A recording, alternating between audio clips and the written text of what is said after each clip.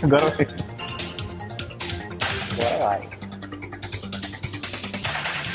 Olá, muito bom dia, são 8 horas e 42 minutos, começando agora a transmissão do TV Dinâmica, mais um conteúdo do Política Dinâmica exclusivo para você que estava com saudade do nosso programa de rádio, para você que estava com saudade da ousadia das nossas notas nas colunas diárias.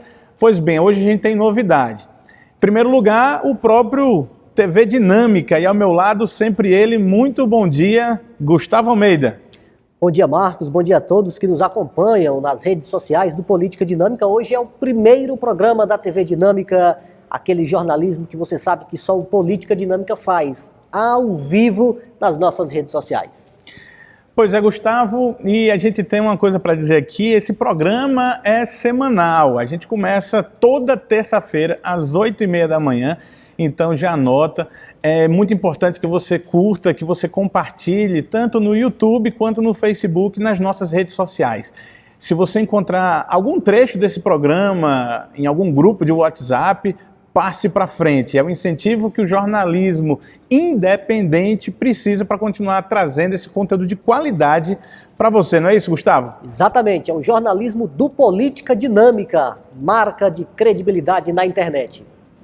Pois bem, Gustavo Almeida, aí, como o próprio nome diz, o Política Dinâmica, a TV Dinâmica, não fica parado num canto. Muita gente acha que privar o jornalismo de um espaço físico, de um espaço qualquer, Gustavo, impede que as pessoas sejam informadas. Não é bem assim, e a partir de agora, em qualquer lugar a gente faz o Política Dinâmica. Hoje estamos aqui no Palácio de Karnak, Gustavo Almeida. Palácio de Karnak, a sede do Poder Executivo Estadual, a Casa do Povo.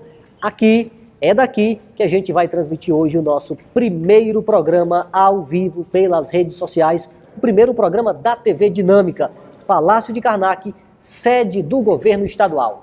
É uma pena que hoje o governador do estado não está aqui, Gustavo. Infelizmente ele está em São Paulo, mas tinha até uma cadeira aqui de lado se ele quisesse participar. Bem, qualquer pessoa que queira, em nome do governo, tratar de alguns assuntos que a gente vai abordar aqui, chegue, fique à vontade que a casa é sua também, Gustavo.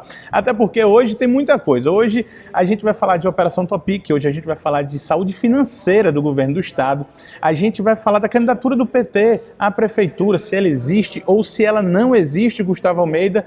Hoje tem nova SEASA, mas a gente começa o programa falando de um assunto que é de interesse coletivo também, Gustavo. Você esteve esta semana conversando com a ex-vice-governadora do estado, agora deputada federal, Margarete Coelho, do PP, e ela trata hoje de um assunto interessante, Gustavo. Que assunto é esse?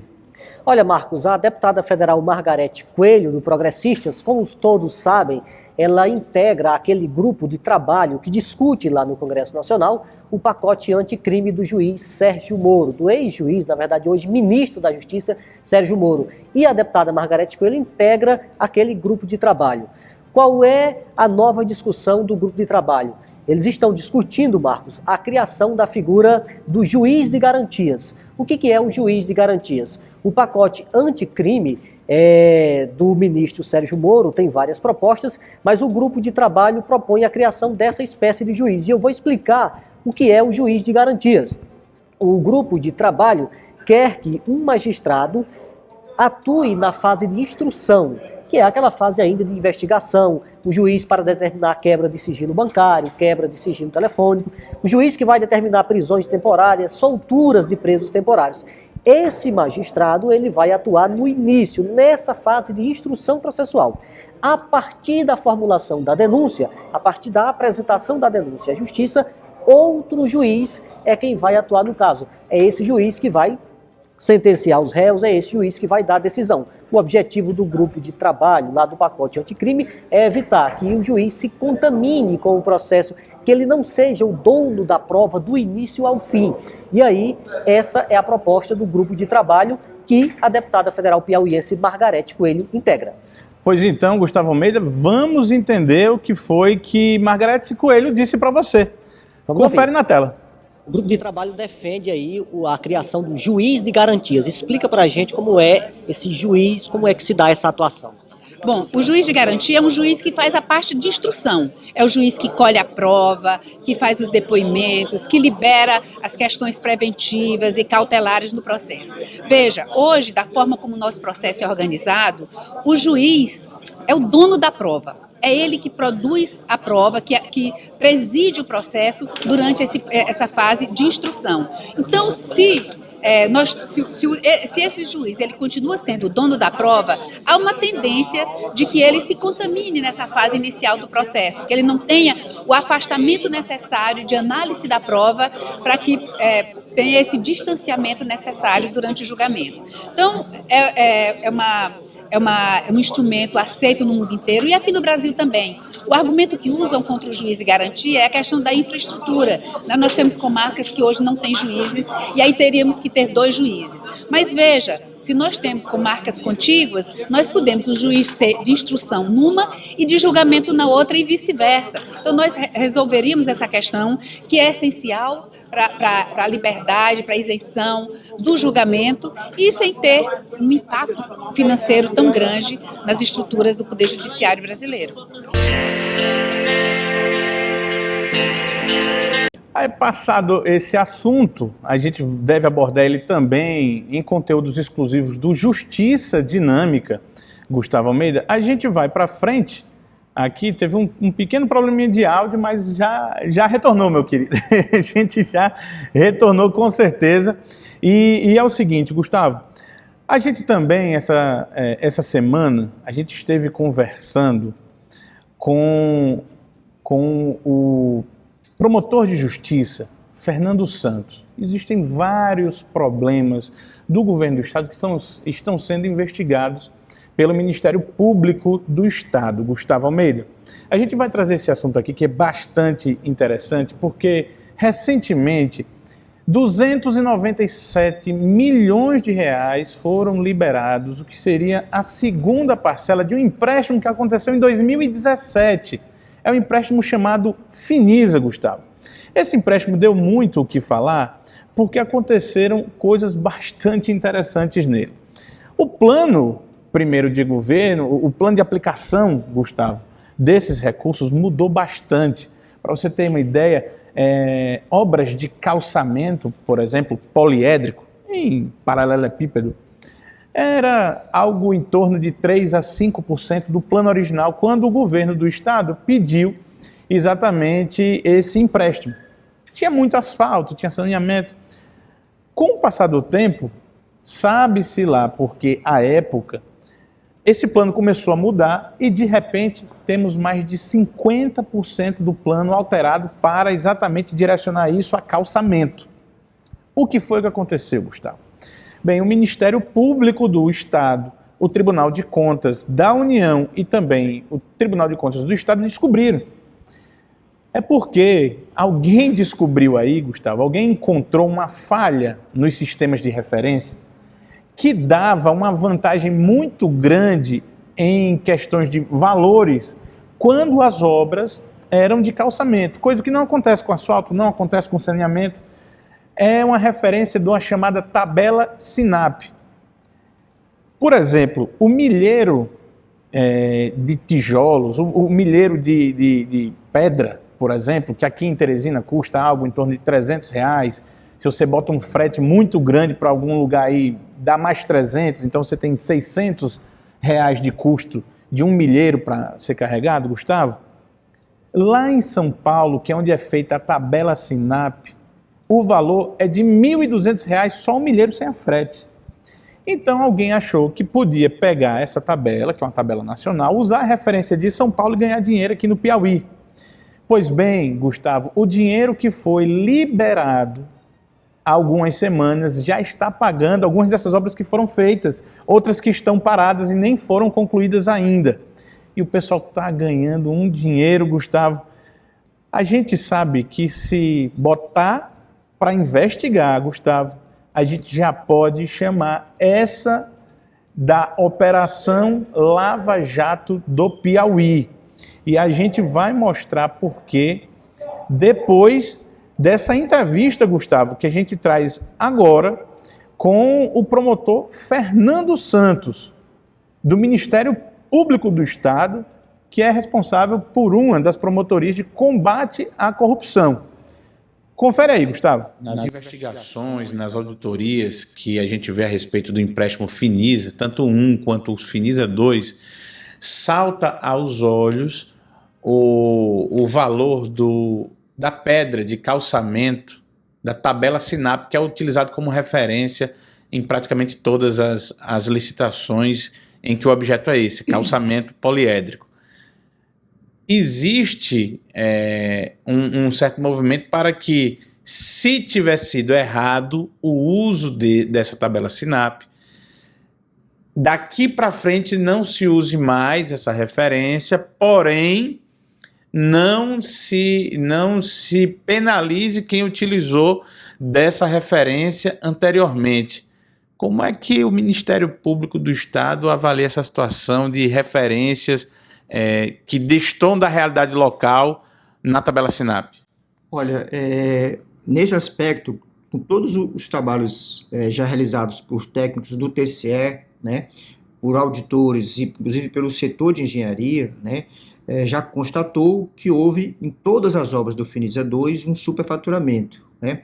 Inclusive, ainda no mês de maio, junho, nós propusemos uma ação, né, justamente para impedir que o Estado continue a utilizar essa tabela SINAP para efeito de contratação de paralelepípedo, justamente porque ela na verdade, ela superfatura ou coloca um sobrepreço na faixa de mais de 60% do valor específico de cada dessas obras, né?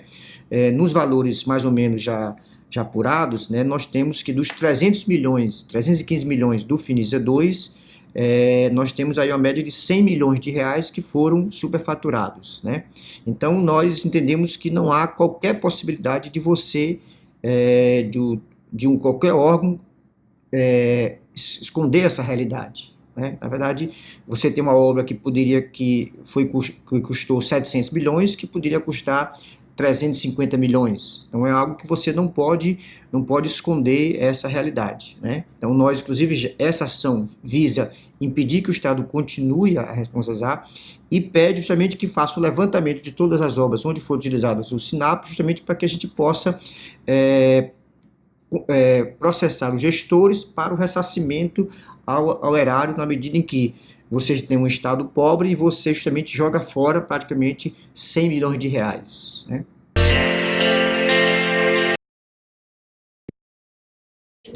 Gustavo Almeida, você escutou aí o que disse, o promotor Fernando Santos, Gustavo. A gente está falando de 100 milhões de reais no Finisa 2, que já tinha gente de olho. Quando o Finisa 2 chegou no Piauí, já tinha investigação da polícia, do Ministério Público do Estado, do Ministério Público Federal, da Justiça Federal. E ainda assim, nesse Finisa 2, Gustavo Almeida, a gente teve, segundo o Ministério Público do Estado, 100 milhões de reais em sobrepreço e em superfaturamento, Gustavo. Olha a quantidade absurda dessa cifra, olha o que corresponde, olha o tamanho disso. Ninguém está inventando. Isso aqui quem está dizendo é o Ministério Público do Estado. Eu vou voltar aqui para o trecho, Gustavo, em que Fernando Santos fala exatamente o tamanho do rombo que está desse Finisa 2. É dinheiro emprestado que chega no governo, mas quem paga é o contribuinte, Gustavo. Escuta só. Constatou que houve em todas as obras do Finisa 2 um superfaturamento, né? Nos valores mais ou menos já apurados, né, nós temos que dos 315 milhões do Finisa 2, nós temos aí uma média de 100 milhões de reais que foram superfaturados, né? Então nós entendemos que não há qualquer possibilidade de você, qualquer órgão, esconder essa realidade, na medida em que você tem um Estado pobre e você justamente joga fora praticamente 100 milhões de reais, né? 100 milhões de reais foi o que disse aí o promotor Fernando Santos a respeito das investigações que são feitas ainda sobre o Finisa 2. E a preocupação, Gustavo, é a seguinte: existe uma tentativa, né, no subterrâneo, no background da política, de que essa tabela SINAP, que já é conhecida, não é só aqui no Piauí não, em vários lugares do país, já é conhecida como ser uma porta de fraude, ser um apoio legal para que as pessoas cometam fraudes em licitações. Existe aí um movimento para que os tribunais de conta e a justiça considerem que a partir daqui ela não possa ser usada de qualquer maneira, mas que não se penalize quem usou essa tabela antes, essa referência antes. Ora, Gustavo, aí é justificar a impunidade, é dizer que os fins justificam os meios, é dizer que o cidadão pode roubar e ficar por isso mesmo. É uma situação muito complicada, mas não é a única polêmica de hoje, Gustavo. A gente vai voltar com mais assunto, mas antes disso, um breve intervalo comercial, uma chamada de um dos nossos parceiros, Gustavo. Até porque agosto é mês de aniversário de Teresina. Como será o amanhã? Que novos conhecimentos serão necessários? Como vamos nos movimentar, nos deslocar melhor? Vamos ter mais saúde? Vamos viver mais? Ser mais felizes? Não temos todas as respostas sobre o amanhã, mas podemos nos preparar para ele. E é isso que estamos fazendo em Teresina. Aqui, 100% das crianças a partir de 4 anos já estão na escola. A cidade anda mais depressa. Somos uma das capitais do Nordeste com mais oportunidades para empreender. Problemas? Claro que temos. Mas todo dia melhoramos e vamos em frente, em direção ao futuro. Teresina, 167 anos. Aqui se faz futuro. Aqui se faz futuro, aí a mensagem da Prefeitura Municipal de Teresina, Gustavo Almeida. Aliás, já recebi aqui mensagem, enquanto estava rolando a propaganda, já mandou gente aqui mensagem, Gustavo, a respeito do patrocínio, né, da propaganda. Bem, a gente veicula propaganda. Quer uma propaganda maior do que essa aqui atrás? Gustavo Almeida? Governo do Estado do Piauí, a gente está no Palácio de Karnak, rapaz, está saindo 0,800 aí pro governo do Estado. Tá aí, ó, marca grande aqui, ó, aqui, Piauí, Governo do Estado. Bem, Gustavo Almeida, vamos voltando aqui ao programa. Gustavo, e por falar em Prefeitura Municipal de Teresina, existe uma briga interna dentro do PT exatamente a respeito das candidaturas a presidente dos diretórios municipais por todo o Piauí e o diretório estadual, e isso influencia a candidatura do PT, uma possível candidatura do PT para a Prefeitura de Teresina, Gustavo, é isso? É exatamente isso, Marcos. Como todos nós sabíamos, o deputado estadual Franzé Silva, do PT, era pré-candidato a prefeito de Teresina. Embora fosse um pré-candidato ainda contido, era pré-candidato a prefeito de Teresina pelo Partido dos Trabalhadores. Só que ontem, segunda-feira, dia 19, o deputado Franzé Silva anunciou a desistência dele da pré-candidatura a prefeito da capital. E o motivo, Marcos, é o seguinte: o motivo é as acusações, as trocas de farpas e o debate, que segundo ele é de baixo nível, na disputa pelo comando do diretório estadual e do diretório municipal do PT. Franzé acompanhou aí nos últimos dias uma intensa troca de acusações entre o vereador Dudu, entre o deputado federal Assis Carvalho. Inclusive, na semana passada, Marcos, o deputado Franzé saiu aí em campo para tentar propor um consenso, para tentar diminuir o clima de animosidade, de disputa política, de baixarias mesmo, entre os candidatos lá no PT. Só que ele disse que houve retrocesso, não teve êxito nessa tentativa de conciliação e, por isso, por entender que a imagem do partido está sendo arranhada com essa discussão, ele está desistindo da pré-candidatura. Não é possível, Gustavo. Eu conversei na última semana, na última sexta-feira, eu falei com o Franzé Silva. E ele parecia estar bastante animado para disputar essa prefeitura. Vamos acompanhar o que ele disse. Deputado Franzé, candidato a prefeito de Teresina? Ainda não, nós estamos dialogando. Eu tenho colocado, Marcos, que o mais importante não é lançar o nome, o mais importante é ter um projeto. E enquanto não se tiver um grupo político pensando em Teresina para apresentar para a população, eu não me lanço candidato. Eu quero primeiro saber se tem um grupo pensando as políticas públicas de desenvolvimento. Na hora que a gente fizer isso, eu coloco na minha disposição. O senhor acha que o PT consegue encontrar aí unidade para essa disputa? Acredito que sim, acredito que sim. Nós temos dialogado internamente. O grupo do deputado Assis Carvalho, o grupo do vereador Dudu, o grupo do deputado Magalhães, enfim, do vereador Paixão. São vários grupos que nós queremos organizar internamente para que a gente olhe vendo que o nosso desafio está fora do PT. É redemocratizar esse país, é acabar com a política que o governo Bolsonaro está fazendo, de entreguismo, de não respeito às mulheres, aos negros, não respeito aos índios, enfim, achincalha o Brasil como um todo, e nós queremos estar com o PT unido para apresentar para a população brasileira um projeto de desenvolvimento que já deu certo lá atrás. Diz que é momento de se unir também para defender, por exemplo, a soltura do ex-presidente Lula, e ele disse que não está vendo essa união do Piauí. Franzé Silva falou ontem que não encontrou lideranças do partido, as que estão envolvidas nesse processo de eleição interna, não encontrou nenhuma delas disposta a dialogar, disposta ao consenso, disposta à conciliação e à união. Por conta disso, ele falou que vai se dedicar ao mandato de deputado estadual na Assembleia Legislativa, está no primeiro mandato, foi eleito com uma expressiva votação e ele disse que vai se dedicar ao mandato. Portanto, retirou a pré-candidatura. É uma decisão, Marcos, que na minha avaliação, ela ainda pode ser revista.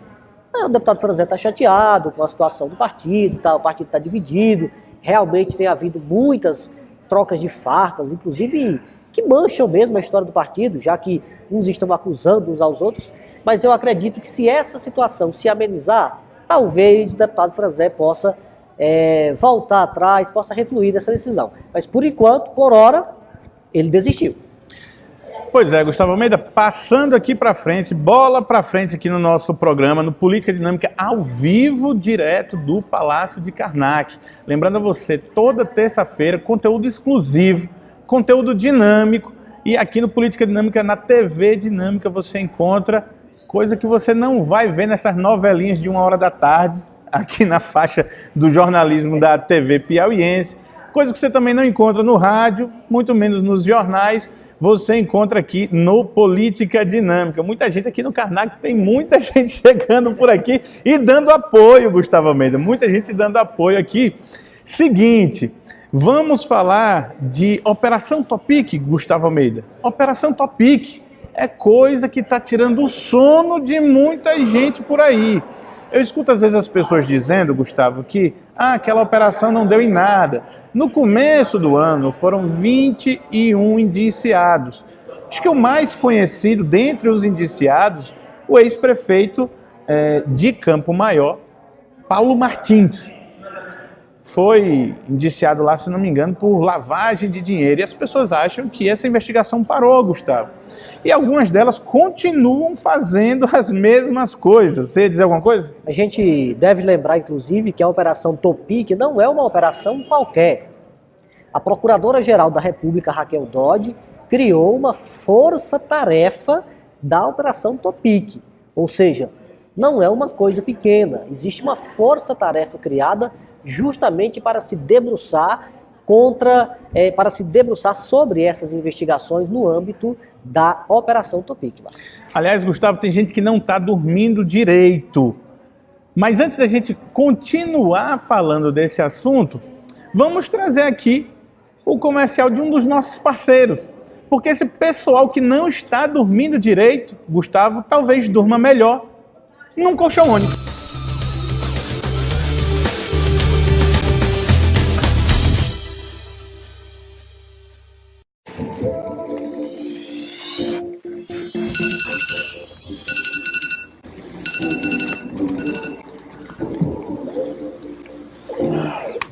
Me diz que tem a menor vontade de levantar.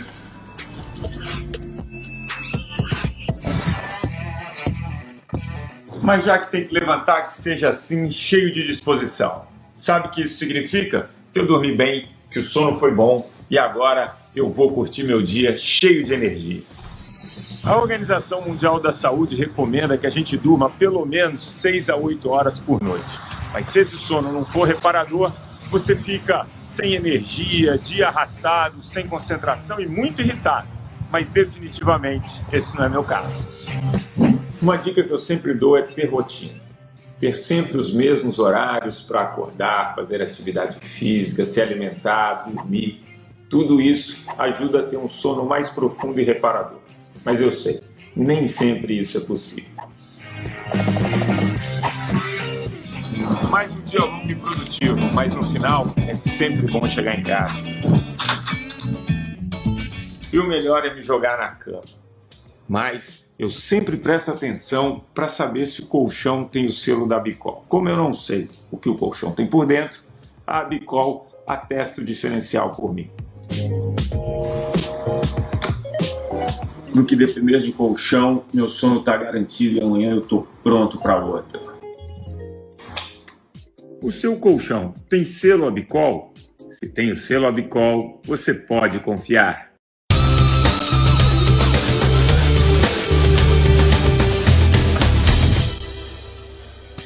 Olha aí, Gustavo, os colchões Onyx têm selo Abicol. Então, quero mandar um abraço aqui para todo mundo que faz lá a Soucimol ser uma referência, não apenas do Piauí, uma referência nacional, uma referência mundial em qualidade de colchões, Gustavo Almeida. Pois bem, a gente estava falando aqui de Operação Topic. Há alguns dias a gente esbarrou com o prefeito de Campo Maior, o professor Ribinha, Gustavo, lá na Assembleia Legislativa do Estado do Piauí. E é muito interessante o que ele diz. Vamos trazer aqui, comentar em seguida as frases do professor Ribinha. O senhor está brigado com o Paulo Martins? Não, de forma alguma. Nós temos uma relação próxima com o Paulo Martins, então não existe nenhuma dificuldade em relação à nossa convivência. Tem algum problema hoje de transporte escolar lá em Campo Maior? Não, temos não. Os transportes escolares estão funcionando dentro do que é necessário para que se transporte alunos com segurança. No passado, sim, já teve, né? Quando os nossos alunos eram transportados em pau de arara, de caminhões e tudo mais. Então, nós, hoje, temos uma segurança em relação ao transporte escolar.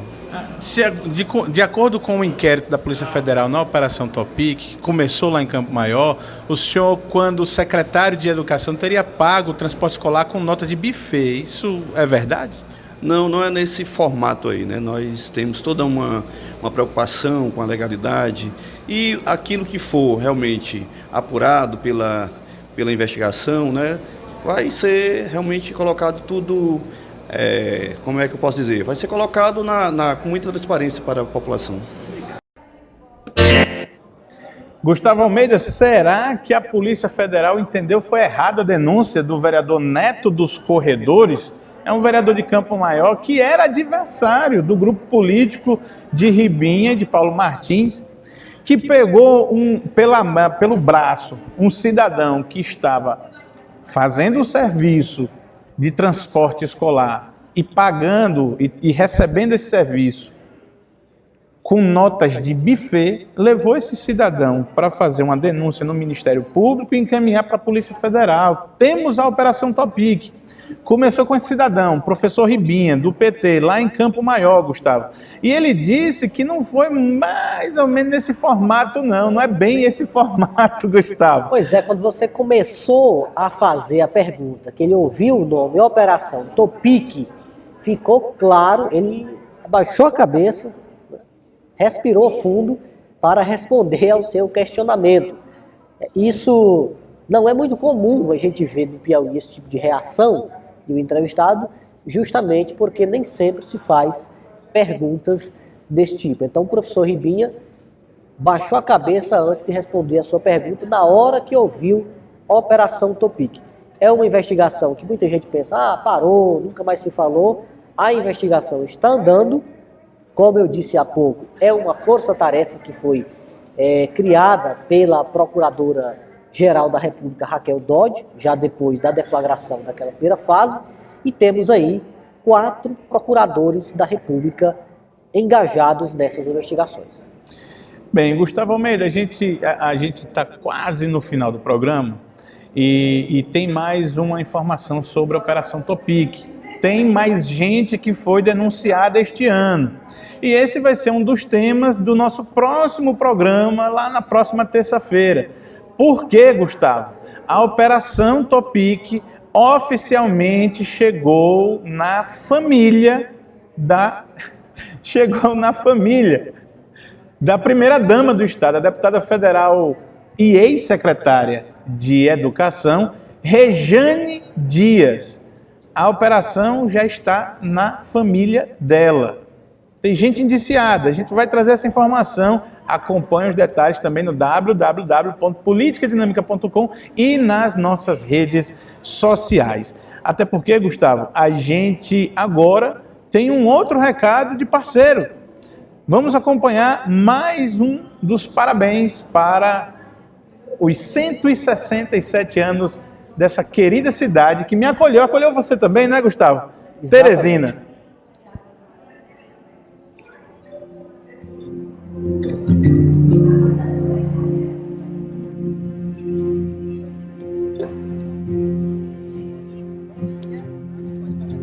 Cena 4, take 1. O que você pode fazer para contribuir com o futuro de Teresina?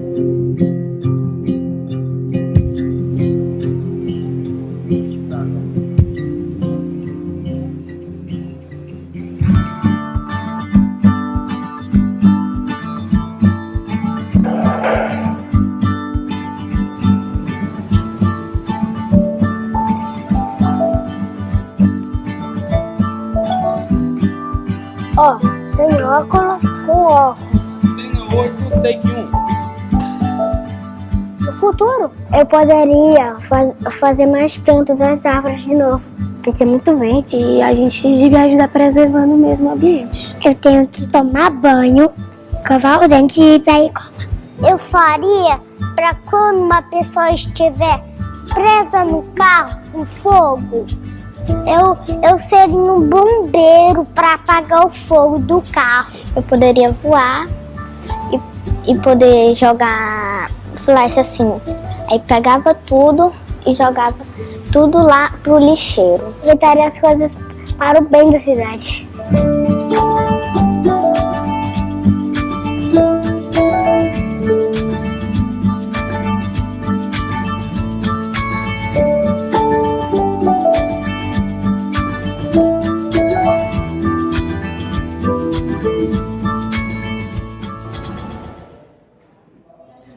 Pois é, Gustavo, você escutou aí mais uma mensagem da Prefeitura Municipal de Teresina no aniversário da cidade.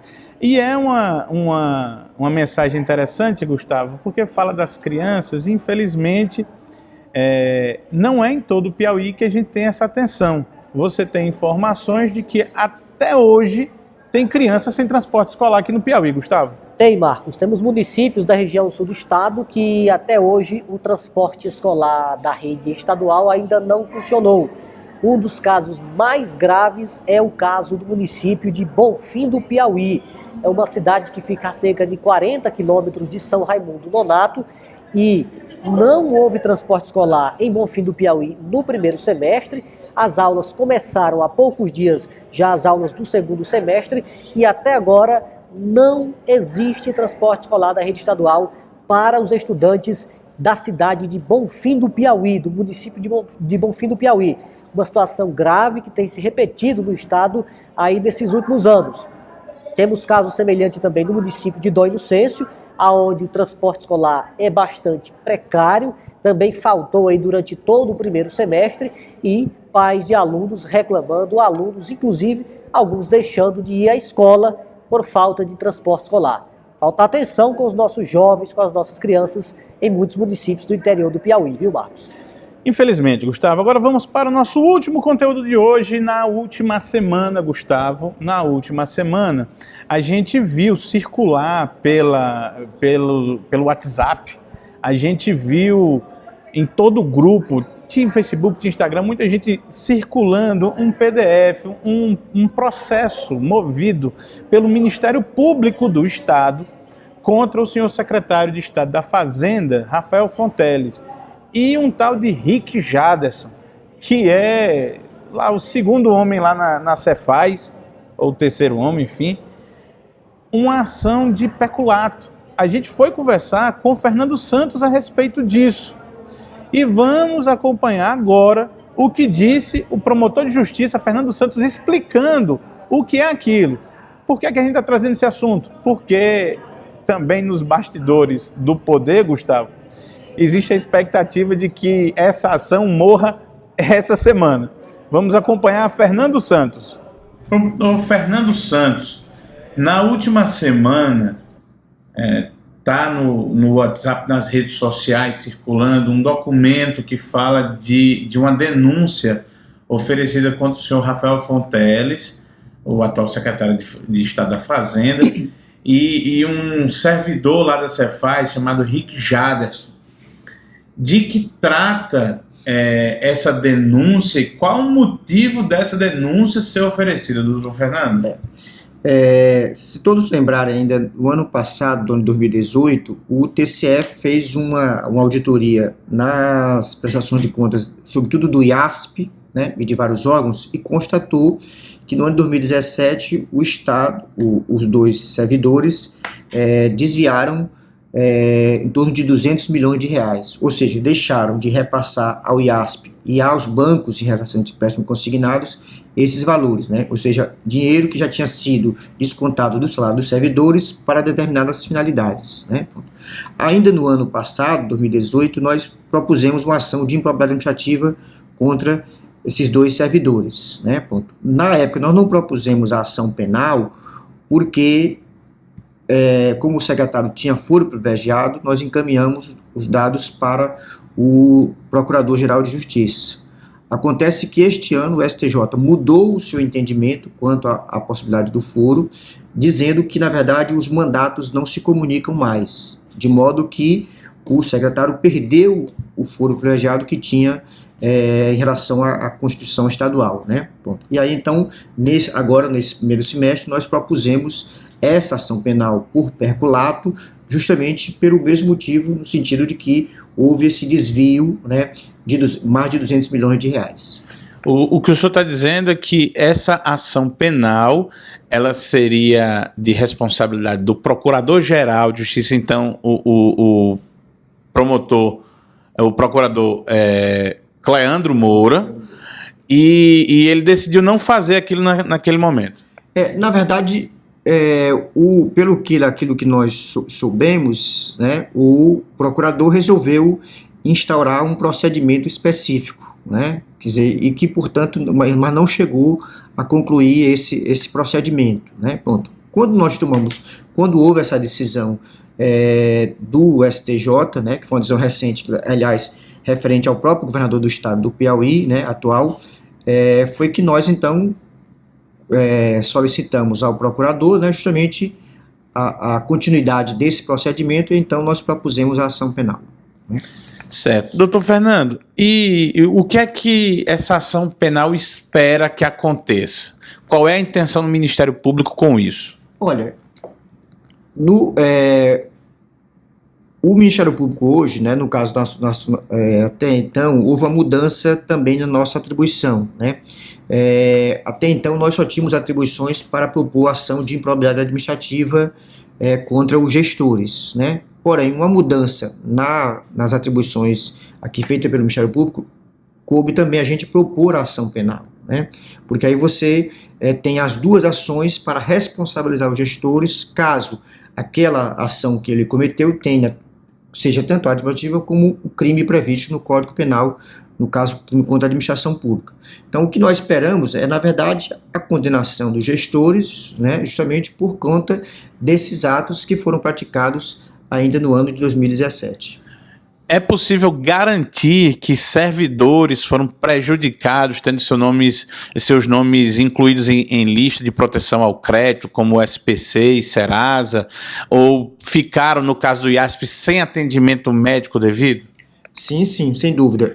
Inclusive, nesse aspecto, nós estamos propondo, né, inclusive, isso será para que justamente os 2 servidores sejam responsabilizados justamente por isso, por danos causados às pessoas, né, a vários servidores, seja do ponto de vista do IASP e do planta, porque deixaram de ser atendidos, né, pelas clínicas e hospitais, mas também por terem seus nomes inseridos no Serasa, ou por serem prejudicados junto a bancos, né. Nós tivemos acesso e juntamos ao processo várias ações propostas por vários bancos solicitando o pagamento desses valores que o Estado deixou de pagar, né? Então, Bradesco, Banco Múltiplo, Banco Bom Sucesso e vários outros bancos propuseram ações contra o Estado justamente para que tenha garantido esse dinheiro que já deveria ter sido pago a esses bancos.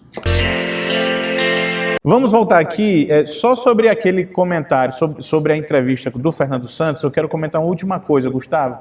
Me preocupou bastante quando ele disse que essa ação está sendo proposta agora mais uma vez, porque ano passado ela era uma prerrogativa do Procurador-Geral de Justiça, na época Cleandro Moura, e parece que essa ação, à época, Gustavo, ela foi engavetada. Porque ele disse que ele não conseguiu concluir uma ação, parece que me chegou assim. Enfim, Gustavo, fiquei preocupado. Se, de fato, o governo conseguiu influenciar o Ministério Público a não seguir em frente com uma denúncia, com uma ação, como fez o governador Wellington Dias às vésperas das eleições, quando foi até lá, levando uma penca de deputados para pressionar o procurador-geral contra promotores e procuradores de justiça. Gustavo Almeida. Pois é, Marcos, é uma situação grave que, como eu disse, precisa ser apurada. Esse documento sobre essa denúncia é um documento público, circulou em todo lugar, todo mundo tem acesso. É um caso grave e cabe ao Ministério Público Estadual dar uma resposta à sociedade piauiense, porque a sociedade precisa, sim, dessa resposta. Gustavo Almeida, para encerrar o programa, estamos chegando ao final, você foi a Parnaíba aqui durante a visita de Jair Bolsonaro. Até o Wellington Dias foi dar esse abraço no presidente, Gustavo Almeida. Traga para a gente as suas impressões. Exatamente, Marcos. Estivemos lá em Parnaíba na última quarta-feira, eu e o repórter fotográfico Jailson Soares, do Política Dinâmica, cobrindo a visita do presidente da República. Como você disse, o governador Wellington Dias esteve lá, mas apenas recebeu o presidente na parte interna do aeroporto da cidade, cumprimentou o presidente, fez apenas ali um ato institucional de receber o presidente da República, mas logo em seguida deixou o local, não ficou para o evento, não ficou para participar de nenhuma solenidade, saiu pela lateral do Aeroporto Internacional de Parnaíba. Foi uma visita bastante prestigiada por lideranças que apoiam o presidente Bolsonaro. Lá estava o prefeito Mão Santa, grande apoiador, mas uma visita que ficou marcada mesmo pelo discurso, pelos ataques de Bolsonaro à esquerda, ao PT, aos seus opositores, aquele discurso que já é típico do presidente da República. O fato é que foi a 4ª visita do presidente da República à região Nordeste e a primeira ao estado do Piauí, oficialmente como presidente da República do Brasil. Minha surpresa foi a popularidade, não vou mentir não, Gustavo. Me surpreendeu a popularidade do presidente Jair Bolsonaro aqui no Piauí. Lhe surpreendeu ou não? Surpreendeu. Embora Parnaíba seja uma cidade governada pelo Mão Santa, o Mão Santa é um grande apoiador do presidente da República, naturalmente lá em Parnaíba a gente acredita que há uma quantidade maior de apoiadores do que em outros municípios do estado, mas de fato chamou a atenção, né? E chamou a atenção também nessa visita lideranças locais aqui que foram vaiadas durante a passagem de Bolsonaro pelo Piauí, lá da cidade de Parnaíba. Pois é, Gustavo Almeida, interessante. Acho que a gente ainda vai ter algumas surpresas daqui até o ano que vem. Me pareceu bastante que Mão Santa está de volta ao jogo. Está de volta ao jogo? Estavam dando ele como perdido já em Parnaíba, acho que está de volta ao jogo. Está de volta ao jogo, contudo, inclusive o presidente já o colocou aí no cenário para 2022, lá no discurso. Mão Santa mais vivo do que nunca. Subestimaram a capacidade do Mão Santa de vencer a eleição em 2016 e esse ato de subestimar o Mão Santa está rendendo muito caro, está saindo muito caro, principalmente para o governo aqui do estado. principalmente para esta casa aqui onde a gente está, ó, o Palácio de Karnak. Gustavo Almeida, quero agradecer mais uma vez a sua presença, a audiência e todo mundo que estava nos acompanhando. Lembrando que todo mundo pode ver, curtir e compartilhar aí esse conteúdo que é exclusivo, é inovador. Hoje a gente falou de muita coisa, mas a partir da próxima terça-feira a gente vai meio que tematizar os programas. A gente vai trazer cada uma dessas e novas histórias com mais detalhes, com entrevistas e sempre também a participação popular a partir da próxima terça-feira também, para quem nos acompanha pelo Twitter, pelo YouTube ou pelo Facebook, Gustavo. Um grande abraço para todos que estão nos acompanhando pelas redes sociais, mandar um abraço aí. O Everardo Torres está dizendo aqui, já viraram a casaca? É porque ele está vendo aqui esse painel do Palácio de Karnak aqui atrás. Não, que a gente veio fazer o programa aqui mesmo, no Palácio de Karnak. Um abraço a todo mundo que está nos acompanhando. Marcos Aurélio, Visgueira, mandando parabéns. A Viviane, Manuel Lopes, o Paulo Jânio, Lucas Pereira, todo mundo que nos acompanha pelas redes sociais. Aí deixa eu dizer aqui, Gustavo, um último aviso. Passou bem aqui agora um amigo nosso e deixou aqui um panfleto do Dia Nacional dos Vaqueiros. Vai ser lá em União, no Piauí, dia 29 de agosto. Dia Nacional dos Vaqueiros. É a 75ª Missa do Vaqueiro. Vai ter vaquejada, vai ter pega de boi no limpo, você que gosta, Gustavo, e muito forró, tá bom? É uma festa muito popular lá no município de União. Um abraço a todos os queridos de União, toda a população de União. Gustavo Almeida, a gente vai ficando por aqui pedindo a todo mundo que compartilhe. Se você viu um trecho desse programa, compartilhe. Se você quer anunciar, como faz a Onyx, como faz a Prefeitura Municipal de Teresina, como fazem outros dos nossos parceiros, entre em contato. Vá nas nossas redes sociais, curta, compartilhe, se inscreva e receba os alertas de quando a gente está ao vivo. A gente vai agradecendo aqui, Gustavo, desejando uma ótima semana a todos. E amanhã a gente vai estar gravando conteúdo, porque amanhã o Piauí, Teresina é a capital do Nordeste, os governadores vêm aqui para aquela história daquele consórcio Nordeste, Gustavo, que não é nada, é só para fazer licitação conjunta. Eu ainda não entendi quem é que vai fiscalizar essas licitações, mas amanhã vai ser anunciado um edital de saúde. Vamos prestar atenção nessas coisas, Gustavo.